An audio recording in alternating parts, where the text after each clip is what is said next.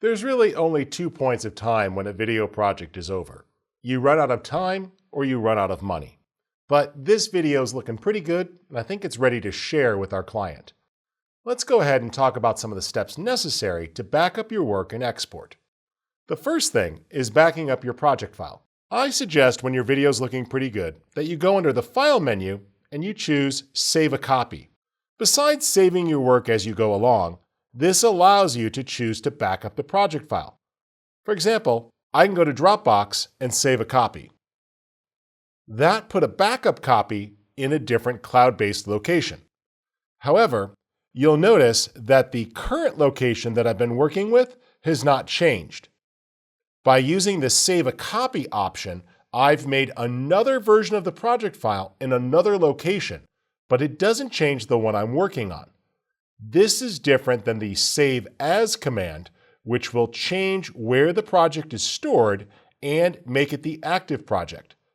Save a Copy is a great idea periodically as you work, because you can easily just keep saving a copy off to Dropbox or another hard drive as a backup file. This makes it super easy to periodically replace your backup as you're working. Remember, we also learned about the autosave options, and I strongly encourage you to take advantage of the auto backup option to go to Creative Cloud. This way, your project file is backed up to more than one location. As you work with a project, the media files will start to pile up, and if you're not careful using that common media folder, you may end up with those files being stored in multiple locations. Let me show you 2 ways to back up your project files. Now, in this case, because I've been very meticulous of using my common media folder, I strongly suspect that everything is inside this folder. This means it's relatively easy to back this up. But what you'll notice is as you're working, other pieces start to pile up in here a little bit. For example, there might be some graphics that you've rendered, or you might actually start to have other assets that begin to pile up. For example, there's that video file that was rendered out while working. And there's the fill layer made by After Effects when we did content-aware fill. Well, because we were very precise about where we stored things, this worked out quite nicely. Things were automatically backed up in this one folder. So, if I back up this project folder, everything should back up. And that's one of the benefits of the common media folder. However, if you've been working and you're not so good at that, you can go ahead and select your sequence in your project. Then, from the File menu, you could choose Project Manager. This will scan the project and allow you to look for what's in use. Now what you can do is select the sequence that you want to back up. I suggest the Collect Files option to a new location. You could decide to remove any clips that weren't actually used in the project if you want, or leave that unchecked to back up everything. I also suggest that you include things like the audio files, the preview files, etc. Then, pick a new location. Let me make a backup here to my internal drive for a moment. I'll call it Archive. Now what I could do is click the Calculate button to have it analyze. And I see what it thinks it needs to back up. If I want to include the other sequences, I can check those as well. And it includes that data. When I click the OK button, it's going to attempt to copy all of those materials. The challenge with this is that sometimes things like After Effects projects and dynamic link assets are not included. So while this project manager is attractive and is a great way to back up your material from Premiere Pro, it doesn't necessarily get all the other files. Let's see how that backup is coming. Now, I want you to notice here that in some cases, while the shots are being renamed, because when we use the subclip operation, it's actually making an extra copy of that shot. That's why all of these garage slider shots and garage A, B, C, and D are there. It's because the subclip limits didn't remove that media. So because we chose rename, it's actually creating extra shots, leading to a lot of wasted disk space. You see here a whole bunch of duplication that's happening. And it had to make a new clip here for the interview, instead of just linking to the original files. So while this is quite useful, it does tend to lead to a lot of excess data and a lot of repeated items. As such, I'm going to click Cancel. And let's exit this manager here. And we'll go ahead, and those files are now discarded.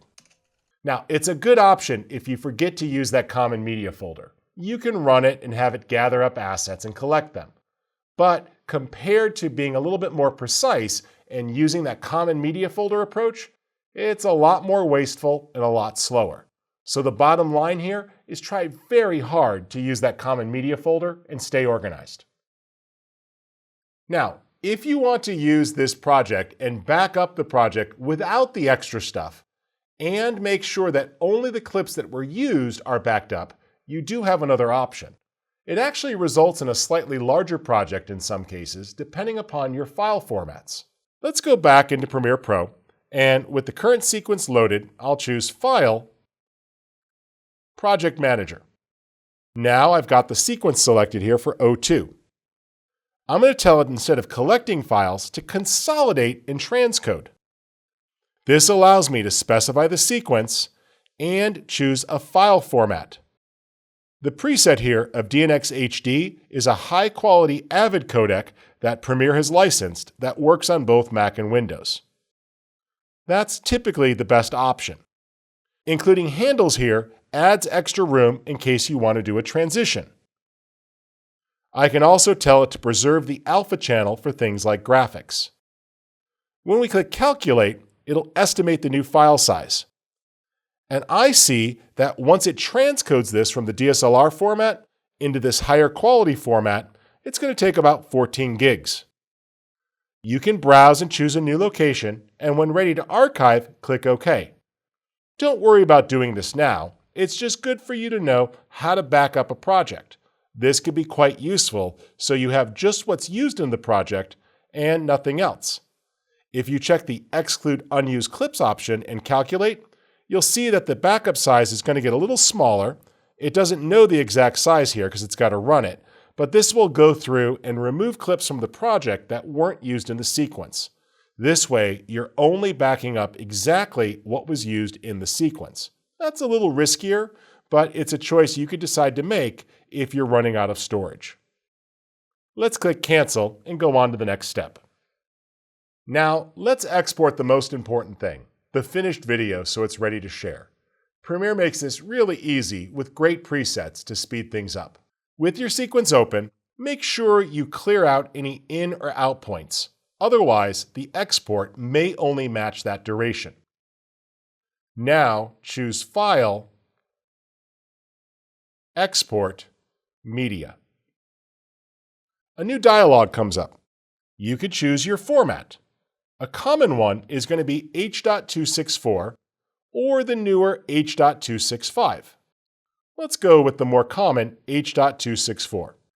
Now, you could choose to match the quality of the source and the size and go with the generic high bitrate. If you want to be more specific, you can also choose other options here, such as settings optimized for Adobe Stock, Facebook, Vimeo, YouTube, and other platforms.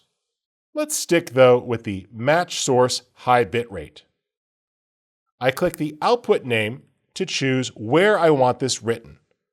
I'm going to rename this Jason Massey Review and save it to my desktop.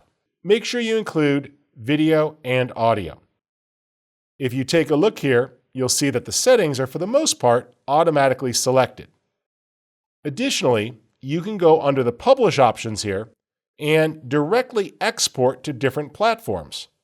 For example, connecting this to your Facebook account, your YouTube account, FTP, Vimeo, Twitter, and others.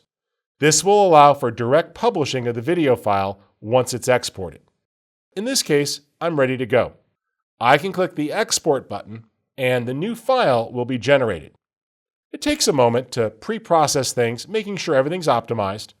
Then you'll see the progress.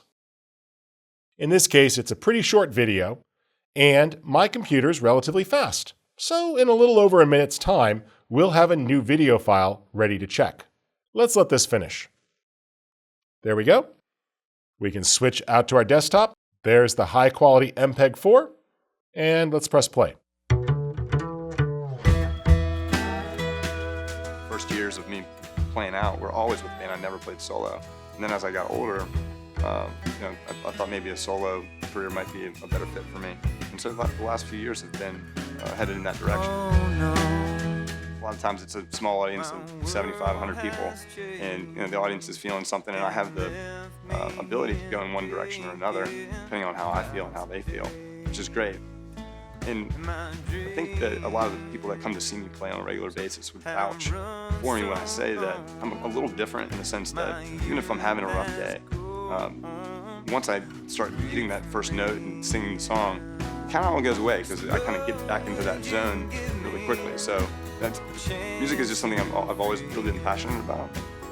And as soon as I jump into it, I don't know, even after 300 shows last year, I can't wait to go play my show tonight. For me, I'm definitely a live musician, and I thrive off of being in front of audiences and playing a lot of shows. I played 300 shows last year, so it's something I'm really addicted to, and performing and just the whole interaction of it. But there's something about the studio too, where you get to kind of come up with something from scratch and see how it develops, and that creative process is also a huge part of it for me, and I love that aspect too. But I can't imagine myself being a musician without the live performing aspect of it. People can find out a lot about me just by going to my website. It's kind of the hub of where you can find everything. I've got my Facebook links, I've got links to iTunes, I've got a Pandora station that people can link into, Spotify. All of that can be found on my website, my show schedule. So please visit it and find out where I am and go buy my stuff on iTunes. I would really appreciate that.